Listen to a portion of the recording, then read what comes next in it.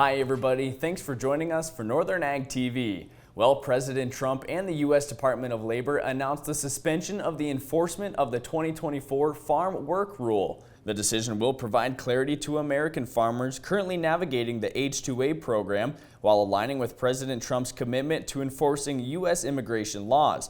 The Farm Work Rule regulated the protection of H-2A workers, but the implementation of the rule has created a lot of uncertainty with multiple federal injunctions already suspending the rule.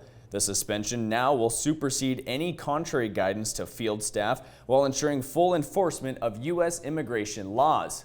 And the University of Wyoming Extension will be hosting an educational field day next Tuesday, July 1st at the Sheridan Research Extension Center. The event will highlight new research on invasive grasses, wildfire recovery, pest control, and precision agriculture technologies. The field day will begin at 8:30. It is open to the public and registration is required. More information can be found on our website at northernag.net. And the USDA's Outlook on Ag Trade recently released a report showing the projections of imports and exports for this year. Throughout the first 4 months of 2025, the U.S. imported nearly $78 billion of agricultural products into the country, while only exporting $58 billion. This puts the U.S. in a rough $20 billion deficit, the largest ever recorded for the first 4 months of the year. Now, being in a deficit is not new. The U.S. has been dealing with trade deficits since back in 2022. In 2023, the deficit total was $16.7 billion, with 2024 adding up to $31 billion. Currently, trade deficit for 2025 is on pace to reach nearly $50 billion, which would mark the largest ag trade imbalance ever recorded. And today, DTN will host a webinar discussing the recent trends and the future of the cow herd in the United States. DTN will have several speakers discussing the industry, including analyst Shaylee Stewart and Dr. Daryl Peel from Oklahoma State University. The seminar is free, however, registration is required. More information can be found at DTN, the Progressive Farmer Facebook page. Stay with us. We'll be back with an update on the markets right after this. From the beginning, we've worked closely with farmers. BNSF's ties to the agricultural community go back 175 years. Together, we've innovated to make the U.S. agriculture supply chain one of the most efficient and productive in the world. Our strong relationship powers BNSF still today and helps us move the nation like no one else can.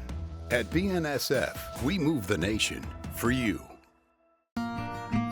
Talking with someone that you know is stressed out, those are difficult things to approach, but if you're good friends with those people, reach out and say, I'm here to talk to you. We can find somewhere to get some assistance. It's hard to get involved, but at the same time, you want to just say, hey, there is help available.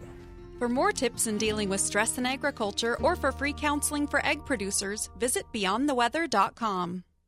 Well, cattle traders are starting to pull back on the contracts as the technical support for the markets is starting to hit some resistance levels. To end last week, the markets endured some technical pressure, mainly due to the fact that cash cattle prices were several dollars softer. Live bids were noted $3 to $5 lower, with dress bids $4 lower on the average.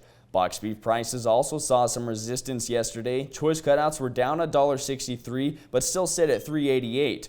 The markets yesterday did absorb worldly pressure from the Middle East, almost pushing the cattle on feed reports bullishness to the side. Feeder cattle contracts did manage to find little support in the afternoon. August and September feeder contracts closed up around 40 cents. However, the live cattle contracts, they couldn't follow along as they fell 40 to 70 cents. Looking at some local auction markets, Torrington Livestock Markets had an all-class sale last Friday with over 1,400 head come through the ring. Slaughter cows sold strong with demand up $3 to $5 from the previous week, and slaughter bulls also continued to see large price increases. They were up another $2 this week as well. A few cow-calf pairs did come through the ring, bringing $4,400 on the average. As for the grain markets, it was a similar story. They fell under significant pressure from the U.S. strikes on Iran, along with the steady and improved crop conditions report, bringing some bearish news to the contracts. Corn futures fell around 9 cents, with U.S. corn rated 72% good to excellent and expected to hold steady this week. Soybeans also fell around dime losses with a 2-point increase in their crop conditions report. Contracts have given up about half of their gains made from the EPA announcement of higher volume requirements a few weeks back. As for the wheat futures, they led the losses in the grain markets as they closed down 12 to 15 cents, with the U.S. dollar sharpening. Severe storms over the Dakotas and the Midwest region have brought concerns of yield losses, but the conditions of the crop have not yet been determined. Warmer weather this week should boost conditions along with southern winter wheat harvest. KC winter wheat contracts fell 13 cents with July at $5.50, and spring wheat in July was off 12 at $6.27. Well, that's going to do it for our Northern Ag TV. Thanks for joining us. Have a good one.